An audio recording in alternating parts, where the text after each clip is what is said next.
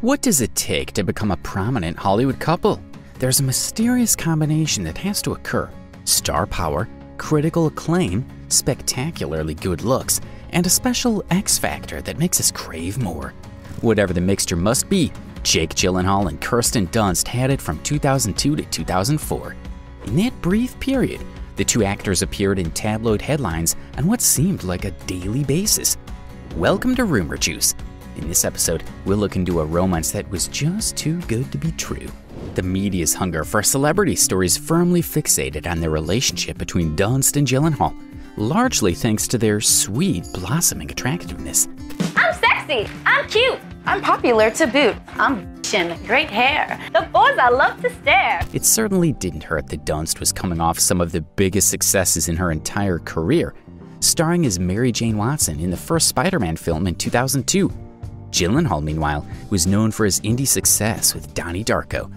The couple may have been young, but that didn't stop fans and the media from feasting on their every interaction. Jake and Kirsten were introduced through the former sister, actress Maggie Gyllenhaal, who co-starred alongside Dunst in Mona Lisa's Smile. Jake and Kirsten obviously hit it off when Maggie introduced them, as their romance started almost immediately after they met. It was going to be an experience. Yeah. An experience that, I was probably a little nervous about. It's not clear to what extent Maggie remained in the couple's lives after introducing them. Obviously, she still has a relationship with her brother Jake, but it's a mystery whether she stayed friends with Kirsten. Then again, Kirsten and Jake didn't exactly stay friends, more on that later, so the outlook may not be too good. Gyllenhaal was only 22 years old when they started dating, and Dunst was even younger. Their relationship lasted less than 2 years. We know this seems like a short amount of time, but it could look very different when you think about how committed they appeared to be. After their romance started to blossom, Gyllenhaal and Dunst moved in together and adopted a German shepherd named Atticus. It actually turns out that they had a bit of a custody battle, deciding who would be the one to keep him later.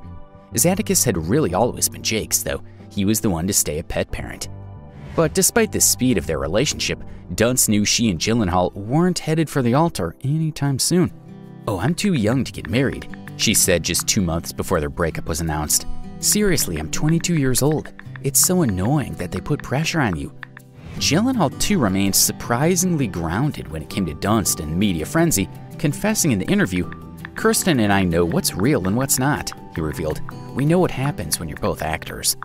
And it's a very truthful, what people are going through in their lives, I think, and around my age, and so. But wait, do you remember that legendary photo of Gyllenhaal and Dunst? In the summer of 2003, they decided to go for lunch. She ordered a salad and he ordered soup. At one moment, Kirsten chose to experiment with eating her salad sans fork. Jake was either disgusted or surprised with this display of boldness and watched her closely.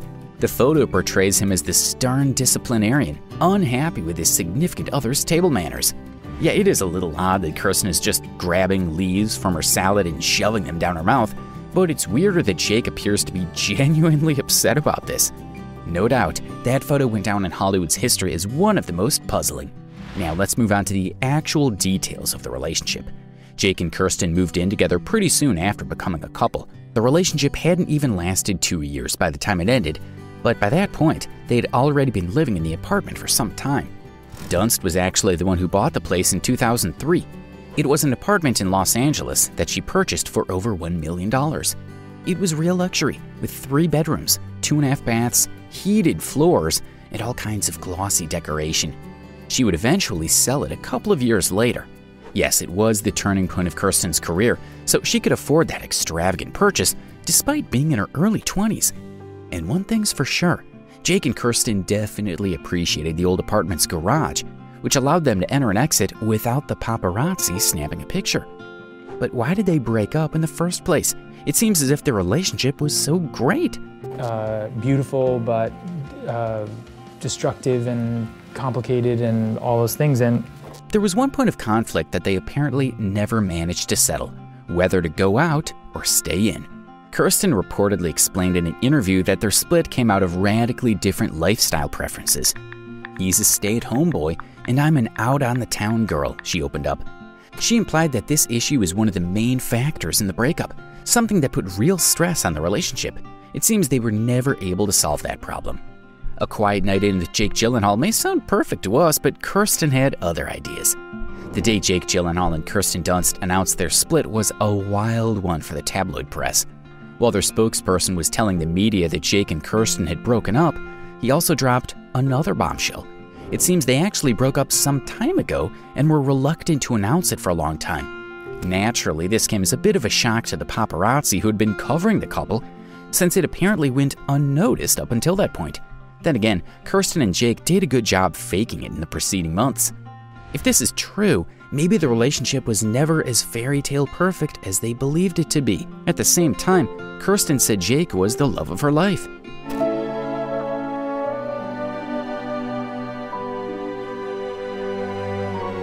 Yet this is where things get a little muddy. While Dunst said that she and Gyllenhaal weren't right for each other, she appeared to re-examine that opinion.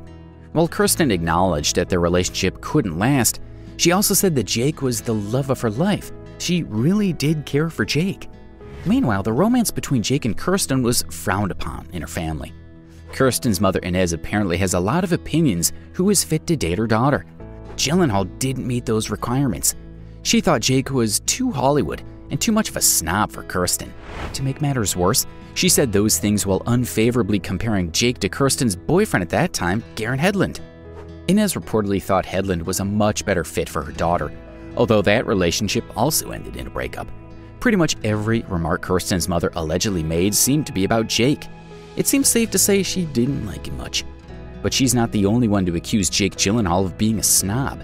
That same issue came up in later relationships with people like Taylor Swift, as several people claim Jake has very snobby tastes in music and movies. But what were Gyllenhaal's thoughts on the romance? Did he actually love Kirsten? I believe in hope. I believe in love. I do. In the interview with Howard Stern, Gyllenhaal was asked if he had ever been in love. As with most of his interviews about his personal life, Jake wasn't that eager to share the details. 3 times, he said, before quickly changing his mind and answering twice. Unfortunately for us, he did not elaborate on who were those lucky significant ones. That didn't stop media outlets from speculating, of course, poring over his previous serious relationships to see which 2 would be the ones he actually loved. Jake didn't help matters by immediately glossing over that and talking about how he eventually wants to get married and how love fills his life with joy. That's all I want, is to be a good husband and a father. Like, that to me is that really is what I want. But could it have been Kirsten? Or maybe Reese Witherspoon? Or Alyssa Miller? Yes, Jake is known for his turbulent romances. After his breakup with Kirsten, Jake briefly dated Natalie Portman, spent more than 2 years with Reese Witherspoon, stayed with Taylor Swift for a year, and dated with model Alyssa Miller for several months. It seems like somebody's got an impressive dating life, right? Though fans begged for the couple's reconciliation, it never happened. I have never known anyone who actually believed that I was enough. In fact, Dunst shattered our fantasy altogether in 2009 when she said that she and Gyllenhaal are not good friends.